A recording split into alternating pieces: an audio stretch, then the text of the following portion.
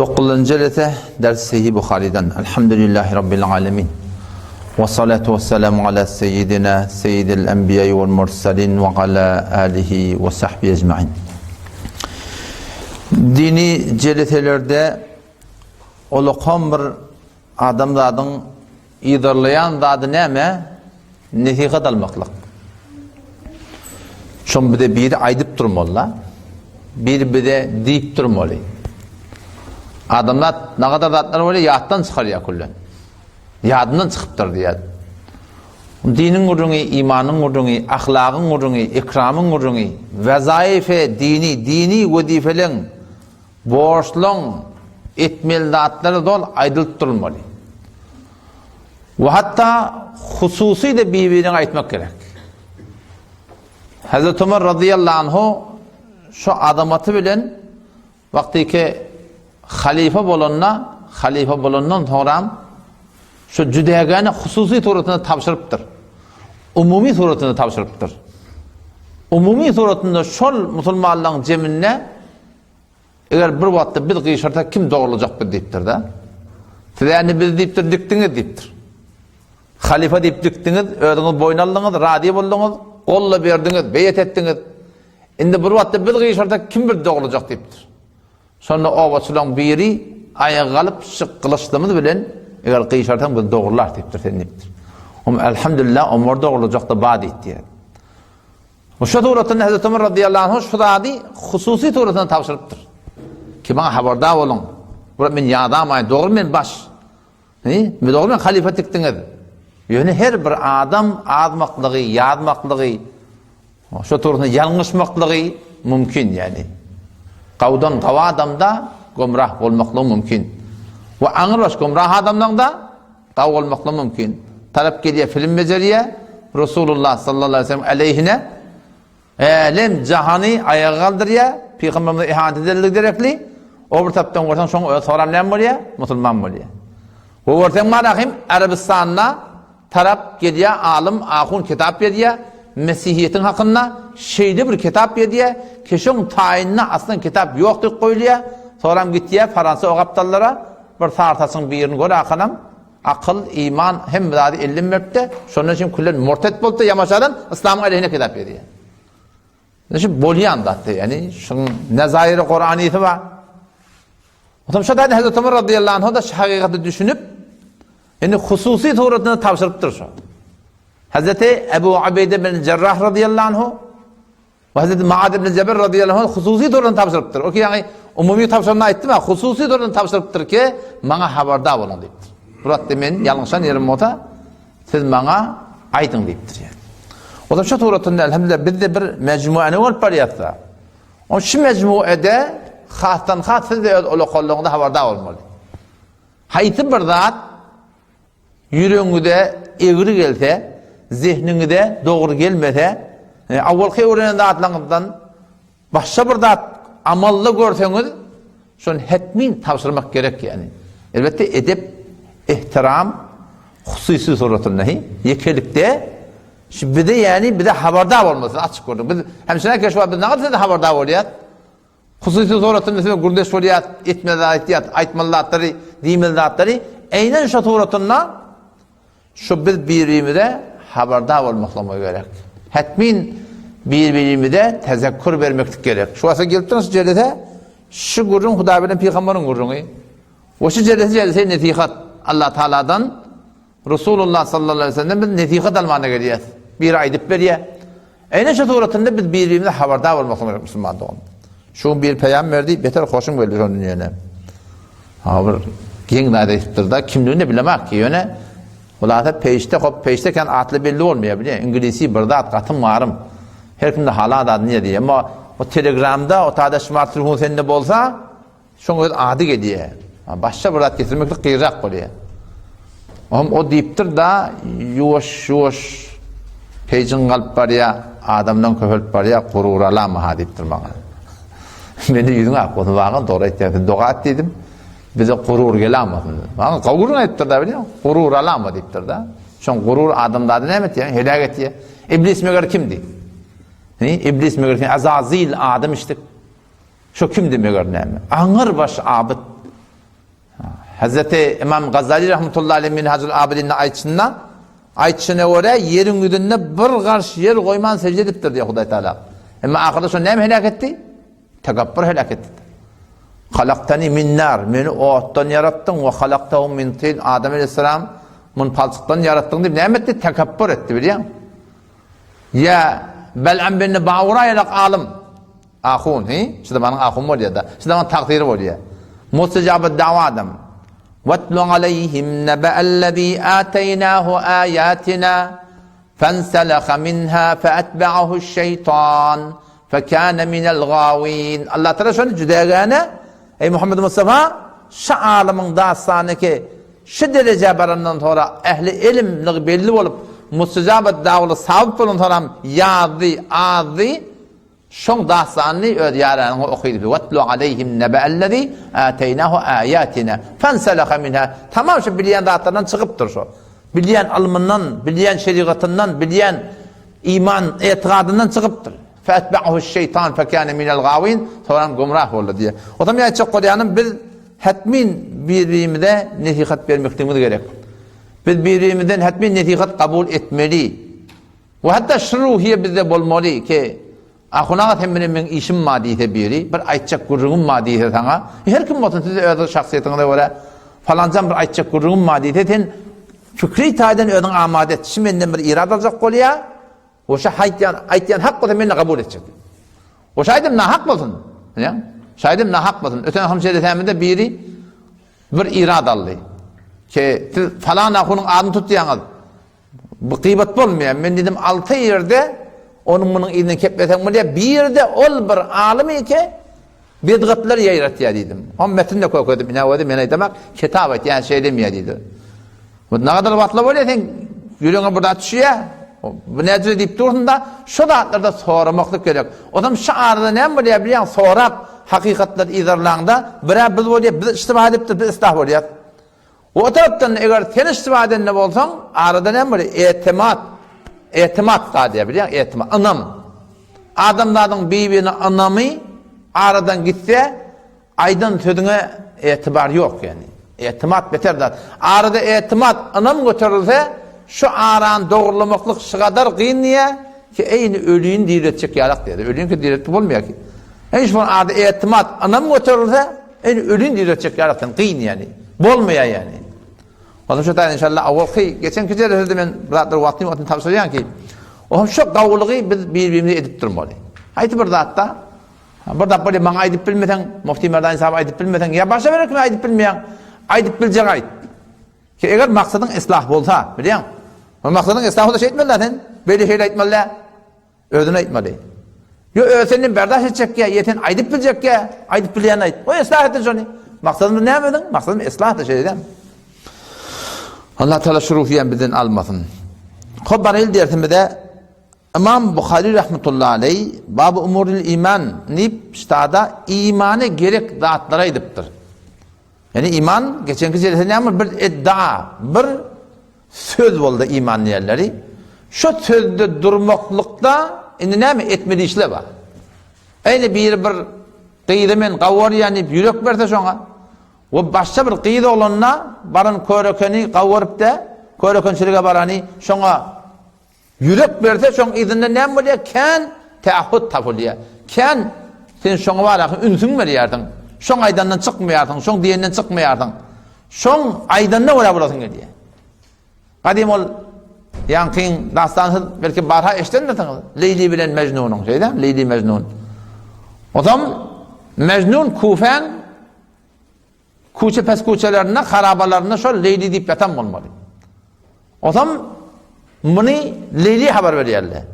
Neyme şeyle Kufen harabalarına Mecnun dol ten adını çağırıp ten adını tutup teni atlap şey dikkedip ya. Şeyle mi var? Onunla iyeriçer hiç satma işi yok. Her gün bana bir tabak tegelep imiti veriyen yankı. O da ki imit birine işi yok kulli. O zaman ovan bila nispet şehirde gedaları el terpirler haber oluyor. Ne mi her gün bir tabak nahar geliyor. Bu da ki nahar yana. O onu birden, ikiden, üçten, dörtten, beşten üşüptürler. O zaman şu nahar gelecek vakitte belli. Her gün şu nahar eltenine o burada ne kadar diye Mecnun köperiyor diye. Ahir hakiki Mecnun tapmak tanımak kıyım olur diye. Kenidi, Leyli'nin kenidi aydıptır şeyle. Kardeş bir Mecnun hakiki belli ediptir. Kimlik belli ediptir. Ne etmeli? O ne etmeli? Ben bilyen onu diptir. Ben ne yaparım Mecnun hakikini tapmakla ben bilyen. Ne yaparım? Bu gidip gidende tavan boşalda gitti. Kellerin defetinde tavak şöyle olur kon. Tasyalık. Alda git, boşalda git. Defetinde de şöyle perdede örtülü. Bartan gortan boştur. Han nahar. Onun bugün nahar yok. Ne oldu? Onunla Leyli Miri dedi. Ne mi gerek? Kan gerek dedi. Kan gerek dedi. Şeyle mi hava almış onun? Tüyürün ortadan nahar barmar vatı var. Anırdan o falanca Mecnun otuy diye yolun kuruna. Hasan nahar gerek dedi. Men Mecnun diye. O hemen varanı şu geldi de hümmürdeler. Hümmür. Getir nahar getirler. Men Mecnun. Tağaman kelden çırvalı diye orada hissat yok. Ne oldu? Hani iyi mi tanıyor? Onda yok. Leyli Miri Leyli'ye kan gerek buldu değildi diye. Onu yıkayakan tavırla deşecek. Bir kan veriyen Mecnun ne deyiptir ola? Bir de iyi mitinki deyiptir. Mecnun'a halvayı bildi dedi. Bir halvankı deyiptir ola biliyor musun? Yani o da şola iddia var. İzinde ne mi? Amal gerek. İddia var. Amal gerek. İman nasıl yaparım? İman bir söz. İman bir duygu. İman bir iddia. Bab umuril iman. Şu imanın birden takazalar var. Şu imanın takazalarının haydi birini edip dursak şol muqdar bizim imanımız Allah Teala'ga yakınlanıyor. İmanımız kabileniyor. İmanın nurani oluyor. Ve haydi bir imana gerek bulup duran etmesen de Allah Teala'nın hukmuna doğurdurman günahkar olan adam oluyor. Ve çebesa şu sebep olsun bizim Huday Teala'nın gözünden düşmekten bilir. İmam Bukhari rahmetullahi aleyh tada bab bağlaya bab el-muslim men selemel muslimun men selimel muslimun min lisanihi ve yedihi. Müslüman kime diye dediktir. Haddetena Adem ibn Abi Eyasin قال حدثنا شعبة عن عبد الله بن أبي السفر وإسماعيل عن الشعبي عن عبد الله بن عمرو عن النبي صلى الله عليه وسلم. Hazreti İbn Ömer radıyallahu anh ravi, ahir ravi Resulullah sallallahu aleyhi ve sellem'i eşittim diye. Kim ne eşittir? El muslim men selimel muslimun. Kamil Müslüman kim? Her kim la ilahe illallah Muhammed Resulullah deyte adamdan artı Müslüman. Ama kamil Müslüman. Yani bir makbul Müslüman. Bir ademi ki Allah Teala'nın yanına kabul adam. Kim şu? Men selimel muslimun min lisanihi ve yedihi. Baştaki Müslümanlar şu elinden ve dilinden amanına kalsın diyor. Menzur bırak ya elinden dilinden ayağım mı deyip tek olacak o değil. Menzur değil. Elinden dilinden yani kullen şu azar getirmesin. Baştaki Müslümanlara elinden dilinden yani kullen şu baştaki Müslümanlara zarar vermesin diye ayettik. Adamla şu hakkında şundan ne olsun? Men selimel muslimun. Baştaki Müslümanlar şu hakkında var kaygısız olsun. Amanına olsunlar. Nemetinden min lisanihi ve yedihi. Dilinden ve elinden. Yani hiçbir suretinde baştaki Müslümanlara zarar getirmeyen Müslüman şu kamil Müslüman. Şunun içinde gıybet de var, şunun içinde töhmet de var, şunun içinde doğdukça olup meskar etmeklik de var. Şunun içinde var rahim, görüpçülük edip de var rahim, başka bir adamdan bozduğun yağdığını bakılçılık etmeklik de var. Her bir daha değil ki baştaki Müslüman zarar verecek o da kamil Müslüman sözü ki baştaki Müslümanlara bir hiç onvan zarar vermeliler. Belki ne olmalı? Hayırhah olmak gerek. İzinden Peygamber Aleyhisselam ayıptır. Vel muhacir men hacere menehallah deyiptir. Muhacir deyip kime diyerler? O ademi ki Allah Teala'nın kaytıran dadından kayıtsa deyiptir. Ulamalar Resulullah sallallahu aleyhi ve sellem üstada şu aydan kefinin hakkında iki dağda deyiptirler. Muhacirler var Mekke'den Medine'ye gelirdi. Ya Daştevrek'ten hicret etti Medine'ye gelirdi. Ve şu atahil malahim hicret edip gittiğin adamlar var. Alımdan çüreyim, cihattan çüreyim, tebliğden çüreyim, hicret edip gittiğinler var. O zaman şol Anır'dan, Mekke'den, Medine'den hicret edip gelen adamlar var. Hatta başta hicret edip gelen adamlar var. Sure-i Tevbe'de 100. ayette şolun fazileti var. وَالسَّابِقُونَ الْأَوَّلُونَ من المهاجرين والأنصار والذين اتبعوهم بإحسان رضي الله عنهم ورضوا عنه والسابقون الأولون أول قباشتا هم كتن أوچلردن من المهاجرين والأنصار مهاجرلردن أنصاريلردن وَالَّذ۪ينَ اتَّبَعُوهُمْ بِإِحْسَانٍ Olar ki şu muhacir ensarilerin illerine gavluk bilen tabi olup iğne çöller. Allah Teala şolara bir ulukon bir dağda ediptir. Caidatı neymiş olan? Makamı neymiş? Radiyallahu anhum ve radu an. Allah onlardan razı, onlar hem Allah'tan razıydı. Yani Allah Teala şolara vaade cennet veriptir. Resulullah sallallahu aleyhi ve sellem iştahada şu sahabala gurura minamatın. Bir de hicret etip geldik o uy. Zahiri hicret boluptur da Mekke'den Medine'ye geliptirler. Şöyle gurur alamadın, mağrur bulamadın eden hicretine bıtada inen ayetine deyip de Peygamber Aleyhisselam demiştir. El muhacir hakiki hicret eden kim? Men hacere mennehallah. Allah Teala'nın etmediğinden terk ettiğin adam deyiptir Peygamber. Şimdi bilemediğin adam. Muhacir hakiki şu deyiptir da. Dedi ki yani Mekke'ni koyup denan oğlun uşak yer yurdun koyup Medine'ye geldin. Biz zahiri hicret olukanda Allah Teala şey razı men deyiptir. Ama şu rezayete şamil olacak olan her bir Mekke'den Medine'ye gelen ne? O zaman şurada hadise geliyor da. Hadise geliyor, Sahih Bukhari'nin de avval hadisinde şu gururunda geçti. Ki bir adam Mekke'den hicret et kaydıptır. Neyden çüreyim? Bir denanadan çüreyim. Bir denanadan çüreyim. O zaman Resulullah sallallahu aleyhi ve sellem şu adamın hakkında aydan sözü var. Ki innemel a'malu bin niyat. Ve innema likulli imri'in ma neva. Her zat niyetine göre deyiptir. Ve her bir adam şey niyet edenine göre ne verilecek? Padaş verilecek deyiptir. Femen kânet hicretuhu ilallahi ve rasulihi. Her kimin hicreti fiziki gibi oluptu. Her kimin son hicreti içi bilen daşı Allah Resulü'ne göre olmaklığa, dine göre yaşamaklıktan söyleyeyim. Hicret eden mi o da? Fe hicretuhu ilallahi ve rasulihi. On hicreti Allah benim ne peygamberden süreyim diye. Yani Allah sonra razı olacak. Ve men kana hicretuhu ila imra'atin. Ve her kim hicret etti ya, bak bir yere gitti ya. Mekke'den Medine'ye gitti taraf. Ne yapacak? Li imra'atin bir denanın süreyim. Ki şu denana yetsin ya haydi bir dünyanın nımatına fe hicretuhu ila ma hacere. Şun hicreti ne yapeden yana? Şol hicret eden ardından yana diktir. Adam şu taydan yani açık koyalım. Resulullah sallallahu aleyhi ve sellem hemçinani ki sahabalar teşvik ediptir, tergib ediptir.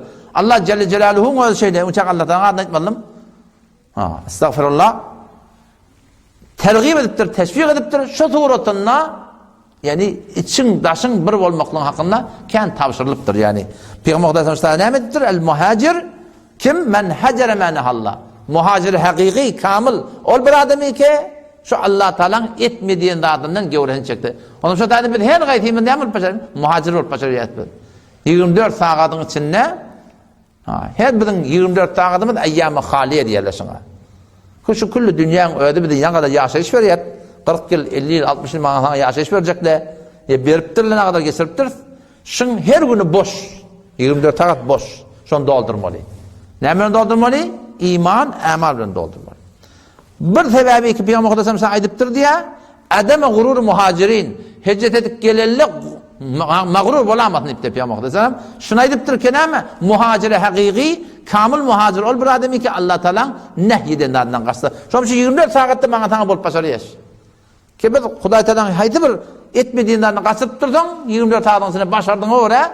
Kutaylar istiğfarla cöbran edecek. Şimdi bir de ne olacak? Muhacirlerin cümlesinden olacak. O bir ellette ne mi? Baştaki imanlı adamları Resulullah sallallahu aleyhi ve sellem ne mi? Teşvik etmeden şeyim koydu. Onlar ki hicret ettiler. O fazilet bir de gelmiyor da Peygamber Aleyhisselam öl vaktinde Mekke Medine o zamanla o dağın diyelikte hicret et kaydıptırlar. İnne ol bize netip edecek ya ey ümmeti Muhammed siz gamgin bolup durmayın deyiptir Peygamberimiz. Ulamanın ayçının diline var aytyanlar. Siz gamgin bolup durmayın. Ben ne yaparım muhacirlik dereceye yeterka. Ben ne yaparım şu taraf kadarınızka? Peygamber Aleyhisselam aydıptır. Men hacere menhallah. Her kim Allah Teala'nın etmediğinin ardından kaçsa şu muhacir şu deyiptir. Yani. Hakiki muhacir şu deyiptir. Son hadise İmam Bukhari'nin bab bağlıdır. Eyyül İslami afdal. Müslümançılıkta hayti hıslet afdal deyiptir. Müslümançılıkta şu bizim 24'te yaşayıp Müslümaniyet. Şu Müslümançılığın içinde en ki kavi kılkatiyet ki köp tane öde için alıyor. Şu ne mi deyip sorulmuşlar. Haddetena Sa'id ibn Yahya. Yahya ibn Sa'id el-Umawi el-Qurashi. قال حدثنا أبي قال حدثنا أبو بردة بن عبد الله بن أبي بردة عن أبي بردة عن أبي موسى Kalu ya Resulullah. Bir cem soraptırlar. Ya Resulullah deyiptirler. Eyyul İslami afdal.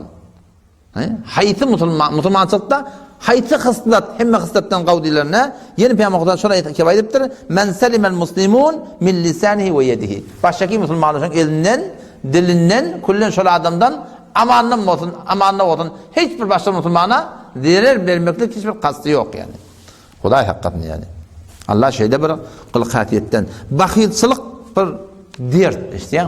Bakiyetçılık bir dert adamdan. Fi kulubihim maradun ne Allah Teala. Yüreklerini miliçilik badiyada o yürek miliçilik şu. O zaman şun hakkında Peygamberimiz Allahümme ne'udu bike minel buhl deyiptir. Ya Allah şu bakiyetçılıktan ben sana sığın yani deyiptir da. Bakiyetçılık tehlike dağıt. Şu bakiyetçılık gelen sonra hem milat getiriyor şu idina. Bakiyetçılık adam öldürt diye, bakiyetçılık tekabbür götür diye, bakiyetçılık Allah diye, bakiyetçılık kendi attır ettiriyor biliyor musun? Onu şu da adlardan Allah Teala'ga yani sığınmaklı gerek Allah bizi koruyorsun yani. Sonki bab İmam Bukhari rahmetullahi aleyh o da imanına bir gerek dağıt it'amut ta'am minel İslam deyiptir. Yani idirmeklik gerekli adamlara o da ne mi? O da İslam'dan. Yani babı umurul iman. İmanın o da bir gerek dağıdı ne mi? Sen baştaki Müslüman doğulluğuna idirmekliğin, mihmanına idirmekliğin, baştaki muhtaçlara idirmekliğin. Şu da ne mi? Şu da minel İslam, İslam'dan deyiptir. Haddetena Amr ibn Khalidin. قال حدثنا الليث عن يزيد عن أبي الخير عن عبد الله بن عمرو أن رجلا سأل رسول الله صلى الله عليه وسلم bir adam diye Resulullah sallallahu aleyhi ve sellem soradı diye eyyül İslami hayrun Müslümançılıkta ne mi kavi? Haydi Müslümançılık kavi deyiptir.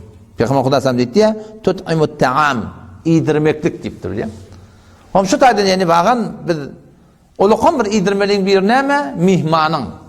Hadi bir mihman var geliyor. Ya mihman alıp çağırıyordun, şu tuğratınla elinden geliyen miqdarca mihmanına ikram etmektir. Mihmana ikram etmektir. Her ne kadar kedin elinden geliyor yani. Ya şuna mende tohmuticinde, tayfanda, daştevrende muhtaç adamlar oluyor. Şoları ne mi? İdirmektir. Şoları gödgülük etmektir. Şu gerekli adamlara eltip vermektir yani. Tut'imut ta'am vermektir. Ondan sonra ve tekravu es-selam talam vermeklik deyiptir. Ala men arafte ve men lem ta'rif. Tanıyanına tanımadığına ne mi? Salam vermektik deyiptir.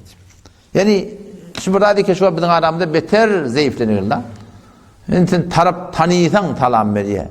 Tedbin salamında ne cevap oluyor? Şu şeyde salam oluyor. Türkmen, şimdi her Türkmen milleti.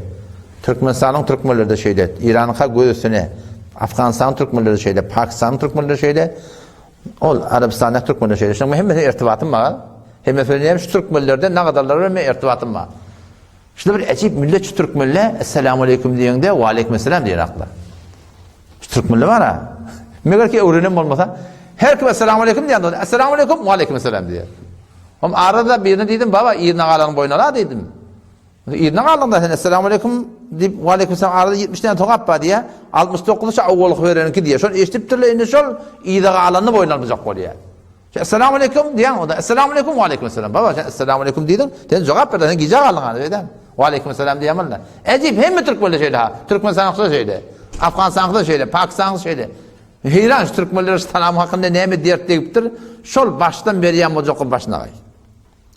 O zaman şol yani kul salam demeklik de sünnet tertipte yani. Salam vermeklik hatmin yani ala men arafte ve men lem ta'rif. Tanıyan'a salam vermeli. Evet burada yani kafire salam vermeli. Burada sen hamana Esfahan'a gitsen Yahudileri gördün, Yahudiyle başladı. Ya Tehran'a gitsen sen sahipkarın yani kadı ne mi? Ermenilerle olsa ya şuna mesela Mesihiyet bolsun, Hristiyan neden kayda kılar? Onlara bizim salam vermek hakkımız yok. Ne halokal necre yaftamet yani al-hüdür etmeklik, qav berhord etmeklik, qav ahlaklık, haysiyetli olmaklık bu da gerekli de atbeden. Yani şuna Esselamu Aleyküm diyemeler yani. Yaşım halokal elhamdülillah qavi. Şuna salam vermeliydin yani. Salam vermeli adamla var, vermeli adamla var yani. Mesela ne? Allame Şamil rahmetullahi aleyh Peygamber Efendimiz ne deyiptir? Salam ver tanımayanına deyiptir da. Allame Şamil rahmetullahi aleyh 20 yer sanaptır ki salam verilmeliydin. O ne kadar yerlerde var ya şunun içinde salam verileninde sen boynuna almak temde. Çünkü da salam vermeklik sünnet, almaklık ne mi? Vacip. Almasan günahkar var yani. O zaman sadece biz şıcır yerlerde biz avvalmasın bilmedi adımızı geçti salam vermeli. Eğer ihyanında son yalak yerlerde, 20 yerde biz bilmeyen salam versek o tarafta almasa biz onu narahat bolmalı ki onun boynuna üstada salam hem almak hem değil. O vakit neyme? Bir iki nefer vursup kadın yanına var ya Allah. O kadın yanına varana bir yerden diyen ki hakim mahkum var. İki nefer girip duruyor. Kadi esselamu aleyküm diyen. Kadi şu tadı şulara cevap vermesi boluyor. Neymen için kadi o bilen salamlasa bir hon taraf keşiyet yanıyalak, bilen ağrıtmayalak bir töhmet çay var ya da he bilen kavuşayan o bir avval tanışır olmalı diyen gururlu duracak. Şu taydan kadi şuların salamına cevap vermese boluyor diptirler. Töhmet yerden kaçmakta. Töhmet yerden kaçmakta. Ökülensin hem bir adam hammamda olsa. Çünkü hammamda kullen zikretmek doğru değil. Yürekten zikretmek bu da dilin alıp zikretmeli. Kendi soruyor da hammamda dehel kılsan boluyor mu? O hammamda dehel kılsan boluyor. Yani sen dehel kılmakan ya Bismillahirrahmanirrahim ya Bismillah velhamdülillah demeli. Yoksa ikisini de ait. Mesela hammamda dehel kılacak olan şırat aitmalıydın. Ya dehletin ortasında, vudu'un ortasında Allah'ın mağfirli zembi وَوَسِّعْلِي فِي دَارِي وَبَارِكْ لِي فِي رِزْقِ duası var da şunu şu tadı okuymalıydın. Ve ahirinde dua var. Eşhedü en la ilahe illallah vahdehu la şerike leh ve eşhedü enne Muhammeden abduhu ve resulü duası var. O duanı ahirde etmeliydin. Hammamda dehet kılsan buraya. Kullen immanla ilmaçta bolmasa dehet kılsa buraya. Yöne şu tadı aytmalıydın. Bir adamın hammamda şuna salam vermek doğru değil. Bir adamın hammamda da salam bir yanlış veraptır. Bu da cevap da vermekten hem doğru değil yani. O bir adam değerli olsa. Değerli adamlar oraya akıllarını Allah Teala vermeyiptir. O şu adamlara salam vermeliler. Çünkü o ihtimalken sana var başka bir surata yüzlendin. Hava. Ya bir adam namaz okuyup durmasa, bana da namaza salam vermek doğru değil. Bir adam sen namaz okuyup dursun şeyle, salam verse sen şu aleykümselam diyenden mi oraya? Namazın doğru değil oluyor. Ya bir adam iyi mi tiyip durmasa, şahit çoğutuyla da şöyle salam vermek de gerek değil yani. Ya su içip oturamasa, Kur'an okuyup oturamasa, dua edip oturamasa, zikredip oturamasa, desuyda ayak yollamasa, ya adan çekip oturamasa, ya tekbir edip oturamasa, ya suratında imam zimavun hutbe okuyup oturamasa, ya Mekke'ye gidenine telbiye, yani aslında lebbeyk Allahümme lebbeyk etiyeldir ha, şuna edip oturamasa, şu yerlerde de namazı sen talam vermeklik doğru değil yani. Ya bir gül yazık oğlan var ya, bir yağdayı oraya tenşine talam versen, ihtimali fitneye düşmekliğin var. Çünkü salamın içinde muhabbet geliyor da. O da aleykümselam diye halukat konuşma oluyor. Talep ödünden korktu bir yerde salam vermekte son yalak adama, şunda da salam vermekte oluyor yani. Bir adam uğuklap yatanmasa ya emirip yatanmasa ona da salam vermekte olur. Sonra senin uğukluna kalacak onu. Batırgan yatanla o da şayet korkup dursun aslında belli değil. O şadır otunda bir adam eğer hedef olup şeriat işinde olsa onlara da salam vermekte olur. O şadır otunda en ki muhim yerinin bir yerde şey ki bir zaban denana bana sana salam verdi. Zaban yerler ne mi o da? Karra salam vermekten girer. Karra denana salam vermenin ayıbı yok. Önünden mutmain mi olsan, elleşenin de ayıbı yok. Önünden mutmain mi olsan. Ama yaş denana bize salam verdi, şuna dilim bilen ve aleykümselam diyemelledin. Şunu namihrem da. Sen ona salam verdin, izlemem oraya. Nadratun, feselamun, fekelamun, فَمَوْعِدٌ فَلَقَاهُ var ya. Tamam şu fesatları iki fesat var ha. Şu fesatla nereden başlıyor? Bir zerreden başlıyor. Avval bir pök sigardan başlıyor da. Bir çekim trekten başlıyor. Bir atım naftan başlıyor. Şeyden sonra iyiydi. Şeyle yavaş oradan qanaq eğiliptir. Ne çıkarıp olmadı qanaq. Onun için yalak fesatlarda şu form. Şahir ne mi? Nadratun, fesat, fehşa. Bağıştan zina ara gelecek o da. Avval nereden başlıyor? Nadratun gözlemeklik. Bir şeyle gözleyen da. Nadratun. Gör demekten gidip feselamun talamı varsa, idineme var ya, fekelamun kepleşmekliği var ya, idineme var ya, femev'iden kararı var ya, idineme var ya, felikavun mülakata var ya. Şun anırtı şundan başlıyor yani. O zaman şu da en çok korona hakkında ne kadar bir korkuyor, hanım adamı korona tutaman deyip, ne kadar işleri ettik biliyor musun? Eynin şundan 100 beraber beterler, bizim hanım adamın, ben geldim, sen geldin, sen denanam, ben denanam, Allah Teala bizim namusumuz koruyup olan için şiddetleri şeriat etip koyuptur. Bir cavan denana, cavan yerler kim o da? Yüzünü gözleyende hevas gelecek denana. 45 olsun, 50 olsun, 55 olsun. O 60 yaşa var, hakkıydı yüzü gözle katoklaptır. Adam görünne kullama rahim bir erka adam hevat gelecek değil. Şon yala qarrım olsa onu ve aleykümselam de diyamali, önde mutmimsin illeşamali. Ama ondan berde görünüp olsa ya senanı bir de salam verdi da namehremin gurunda. Mehrem otaki Irak ödeyecekken mota öd daydan mota. Biliyor musun? Öd ayallığının mota, öd bileceği yığının mota. Öd bileceği eceke emmen mota onda müşkül yok ki. Namehrem bir de salam verdi. Şoňa yürekden ve aleykümselam diýmeli. Dilim bilen aýtmaly. Am näme diýär bilýärmi? Tarap bilýär. Ha, ştada salam bermek bir müşkül bolmaly oý. O salam näme salamy jogap bermedi sorajak da. Am inniki edip salam berjek. Ha, dogry demişdik o. Eýne şu dogrutyna aýallyk bolmada şeýle. Biziň aýallyk bolmada bir erki adam salam berse, o da ýaş erki adam da 70 ýaşap mışık alıptır. 70 diye 70. Şimdi mışa varıptır. Mışlap var yani. 60, 70 da şey değil mi? Onun için mışa varan olsa elinde ne haki? Yaşlı.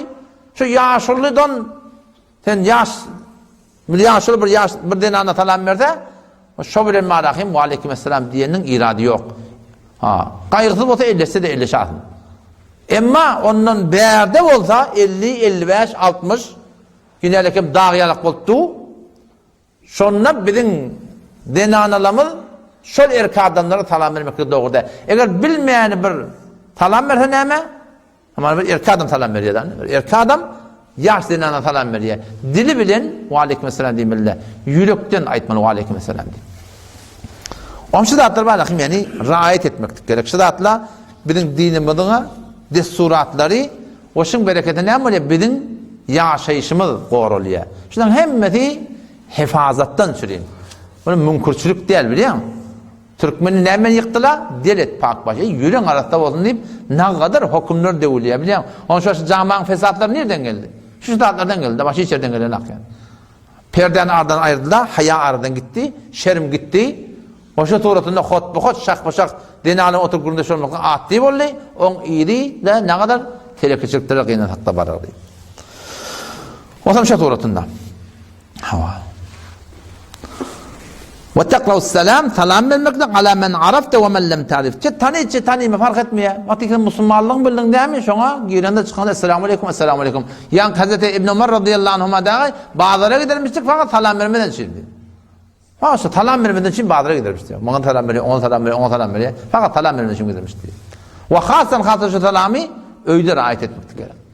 Ve izâ dehaltum buyûten fesellimû alâ enfusikum tahiyyeten min indillahi mübareketen tayyibe ve izâ dehaltum buyûte her vakit öyle getirin diye Allah Teala. Her vakit diptir da. Fesellimû alâ enfusikum. Evet ehli hanavadan da salam verin diye Allah. Her vakit getirin diptir. Peygamber günneten 100 giyir, 150 giyir öyüne esselamu aleyküm diye girme öyle giyelim dedi. Kim aydıptır? Kur'an aydıptır. Kur'an ne göre? Çıkanda da şeyde, çıkanda da esselamu aleyküm diye girmeli. Çıkmalı. Öyle girende adam yok ne? Hem hiç kim yok da. Tede evveli neferten öyle giriptirdin. Musafiretten giriptirdin, önünde öyle adam yok. Öyle girende gidiptir la hanımada bıçağı ödün attırdın. Öyle girende neyem selam vermeli? Esselamu aleyna ve ala ibadillahi salihin demeli. Şey tehiyyatın selam var ha.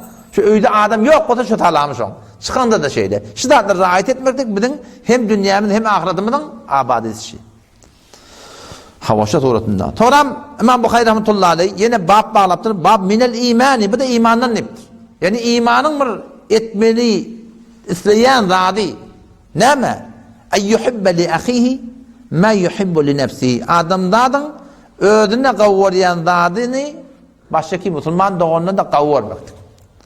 Hazreti Enes radıyallahu anh ravi Resulullah sallallahu aleyhi ve sellem mübarek sözünde ki la yu'minu ahadukum. Sizin hiçbiriniz kamil imanlı bolmarsınız deyiptir Peygamberimiz. Hatta yuhibbu li ahihi ma yuhibbu li nefsihi. Tamam ki öz Müslüman doğunna ödüne kavvarayan adı şona da kavvarmaya deyiptir. Sen maşin alttırdın, motor alttırdın, öğüt alttırdın. Haydi bir nıgmatları ki seninle bağ, sen şonu kavvarmalı, baştaki Müslümanlığın olduğuna da şodatlı bolup durdun. Dünyevi itaiden da, dini itaiden da. Yani bakıyısılık diyanlarının sonra katçı menha çekmeli.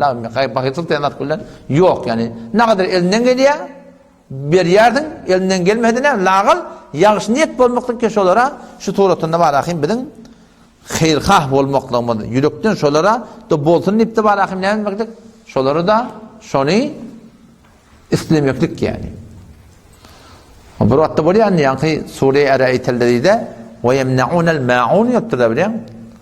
Yani var ahim şol ma'un yani bir berdek gerek zatlary gaýtarmazlyk musulmançylykda wezifet goýupdyrlar. Pil gerek, külen gerek, furgun gerek, ýene bir zatda gerek. Şu bir memuri gerek zatlar bar.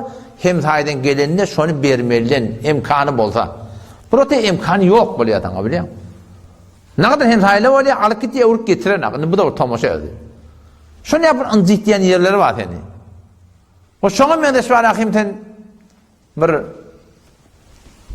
bir bozukta attı hemen. Senden jarubergi gepdiliye. Bu da ki yanta geliyorsan munda oğurlasam ben. 300-400 falan motorun oluyor. 2 milyon yarım kıymeti oldur. Bunu yaptı bir başaracak zaten. Bir başaramayacak olan odur o kıyma oluyor da. Odur o kıyma oluyor. Bir yumuşaklık bilen, tüycülük bilen. O muhansattin fakirin hakkında yok deseler becerttirler biliyor. Ona bir desen becerttir muhansattin hakkında. Bir getir diye muhallağa tanıp gerek deyiptir diye. O demin kuncu serdin deyiptir diye. Ha şey demeye de gidiptir diye adam.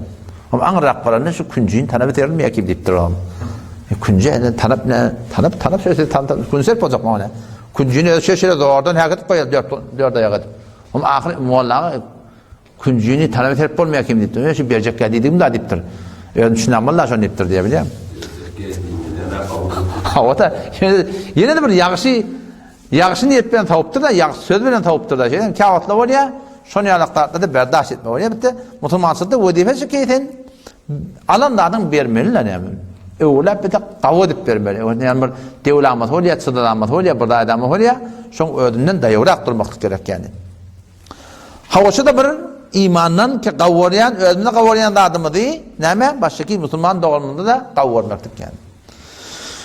İdin nekkurun uzak kurun yani hubbur Resul sallallahu aleyhi ve sellem minel iman. Resulullah sallallahu aleyhi ve sellem kavvarmaklık.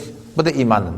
Nece kavvarmalı? Peygamber sallallahu aleyhi ve sellem Ebu Hureyre radıyallahu anh ravi enne Resulullah sallallahu aleyhi ve sellem kal. Resulullah sallallahu aleyhi ve sellem ayeti diye vellezi nefsi biyedihi kasam olun olbazadi ki benim canım şoğal ne diye Peygamberimiz la yu'minu ahadukum hiçbiriniz kamil imanlı olmadınız hatta akune ahabbu ileyhi min validihi ve veledihi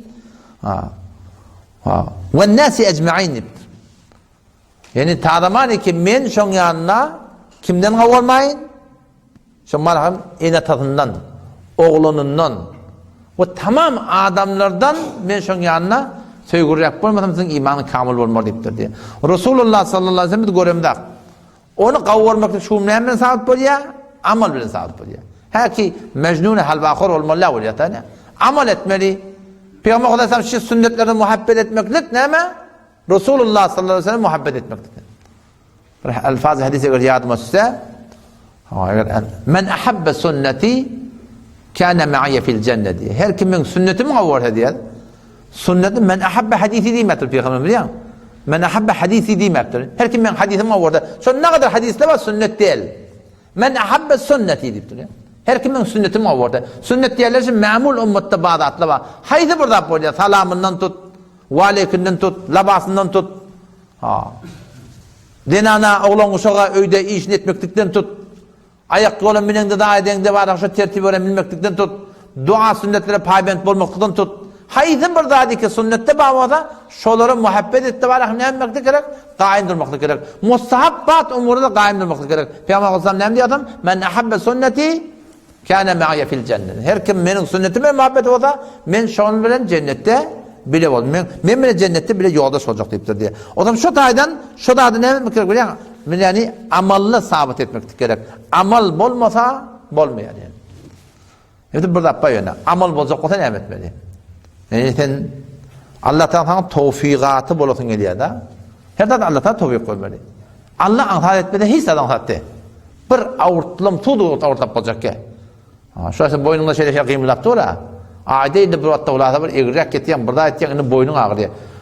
Bağışla ha, dongunun köylesi yalak birini görecek olanda var. Ödün dolam soran öde böyle. Yok ödep olarak. Dongu söyle de, bu vatta ödün dongu çıktı da, şu doğru adama karşın etiyendir ha. Perman yok da anla. Şu an şey önünden tavuğdan geçip gitti çıdan tanıma. Boyun dolanmıyor da. Boyun dolanmıyor. Şu doğrultuda yani şu da bir nıgmat, yani nıgmatlı böyle belli olarak. Her bir iş Allah'tan antar etmesi bolmuyor. Sen teheccüd okuyacak bolsan, zakir bolacak bolsan, abid bolacak bolsan, mubellig bolacak bolsan, Her bir zat Allah'ta tevfik vermeli. Yoksa Allah'tan tevfik vermekine neme gerek? Neme etmir ki Huday tevfik vermeli ha? Allah söymür ki tevfik versin.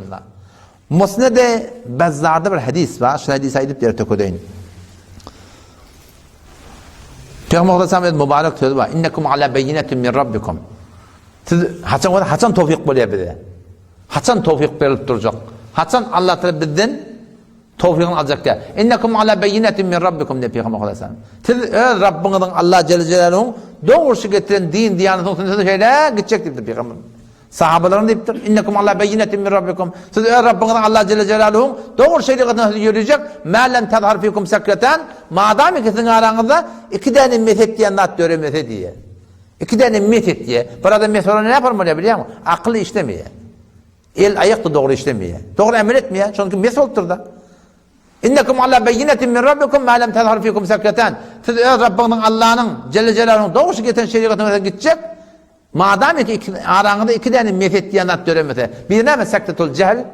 O bir meslek ne mi? Cehl bilen bilmeyen sakkalat takya, bilmeyen hicabat takya, bilmeyen namadat takya, bilen yani. Bilmeyen salamat takya. Onu girende çıkalı ne ettin ayt? Falan iliyalak salam ettin, bilmeyen attak yani. Sekketul cehl ve sekketu hubbil ayş. Muhabbeti zindagi. Yaşamanı hevas. Kavu yaşamanı hevas. Peygamber Aleyhisselam diye ve entum te'muruna bil ma'ruf. Siz yaşa emredersiniz diye. Ve tenhavna anil munkar. Siz terekeden kaytararsınız. Ve tücahidûne fî sebillah. Siz Allah'ın cihad edersiniz. Emma fe izâ dahara fîkum hubbud dünya. Sizin ana muhabbeti dünya dörüdü mü? Yani şu dünyanın o dünyadan kavursanız Allah Teala bilen Peygamberimizin şeriatına göre bolmaklıkta daşta öğrenginizin rezayetinden çeyim şeriat defileseniz o ne var? Fela te'muruna bil ma'ruf. Siz deyiptir, yaşa çağırmarsınız deyiptir. Şu ödün eden ne yapılmayacak millete? Ve la tenhavna anil munkar. Terekeden ne kaytanmarsınız? Ve la tücahidûne fî sebilillah. Allah'ın ona cihat etmersiniz. Vel qailûne yevmeydin bil kitâbi ve sünne. Şol günü ki Peygamber Aleyhisselam diye men ummetim şeyli bir derdi bila müptela bolanna ki şıpırım muhabbeti dünya ara geligidi. Şeyli bolunna vel qailûn şol gün sünnete ve mutabık Kur'an'a ve yaşayan adamlar vel qailûn yevmeydin bil kitâbi ve sünne Kur'an sünnete mutabık yaşayan adamlar kes-sâbiqînel evvelîn minel muhacirin vel ensar. Şu muhacir ensarla yalak Allah'ta derece verecek tipler de şöyle. O başta geçten muhacirana fazileti var. Şu kurunda şeyle de biliyor. Haçan olacak şey deyiptir. Fe idâ dahara fikum hubbud dünya. Muhabbeti dünya ara geldi şırat geliyor. Yani kim aydar men muhabbeti dünya mı diyeyim. Hiç kimin boynuna ne yapayım. Kimde muhabbeti dünya bağ yokluğunu bulacak bolsanız. Biliyordum oturdu bir çek daha. Şimdi kirasbeti o da o çekti. Ayeti tercüme etmeyecek oluyor. Ödüm barda çek. İmam Rabbani rahmetullahi aleyh. Şol 400 yıl mı geçen adam. Bunu bir padişahın yanına bararlarına Celaleddin Ekber Şah Hindi'nin yanına bararlarına şeyle başını engme deyiptir ona. Bolmor deyiptir o da. Şu başını engme deyip direkt 2 yıldan ne etiyor. Allah'dan başka adama başını bolmor deyiptir. Şeyle bir ruku etmemiş de önüne. O zaman şu zınnanına diye şu diye Sure-i Tevbe 24. ayete diye minni kavudip diye gödedim diye tekkir zat ayeti Allah Teala şu dağda. Şu tekkirden geçmeden Allah Teala sizi pasıktır deyiptir. Yalandan Allah Resulü kavurayan deyiptir da. Doğru Kur'an'da sizi pasık deyiptir. Tevfik vermeyen o beni çok da dedi. Bir de şey deyiptir. Ondan sonra İmam Rabbani rahmetullahi ne mi diye men şu tekkir zatı gödedim diye kavudip diye şu tekkir zatı ahşardım diye menni bamiye yok mu? Şu Allah'ta tekkir zatın muhabbetini Allah Resulü'nün muhabbetinden süreyim el çekme deyiptir diye da. Şunu diye ahir neticeye yettim diye şu tekkirden hiç ayetmeni yok dedim diye de. Öğüt hakkında kızavet ettir da. Bir de öğüt hakkımızda şunu kızavet etmeli. Ölçük da Sure-i Tevbe surasında 24. ayeti barda okuy. Allah Teala şu tada tekkir zat saniye. Şu tekkir zatının yanında Allah bilen peygamberinin söygürrek bolsa yani şu tekkir zatının Allah Resulü'nün hükmünü devdirse deyip ayttığı. Şeriatten alqat deyip ayttığı Allah Teala gödeşimin azabından gelir ve fasık deyiptir. O şu fasık olmalarına tevfik verecek aytır. Çünkü bunun tevfiğini vurdu biliyor musun? Tevfik verecek hemen deyiptir biliyor musun? O zaman şu taydan şu Türkmenin o şuarı var ha, gevni gören cennet görmer deyiptir. Allah Teala bilen peygamberimizin rezayeti gelip kalanına hiç kim gevni görme. Hatta nefsin de gevni görme. Nefsine sevmeli oluyor, nefsine qaharlanmalı bolýar, nefsiňe unne durmaly bolýar. Allah bizden tawfik bersin. Assalamu aleykum we rahmetullahi ve berekatuhu.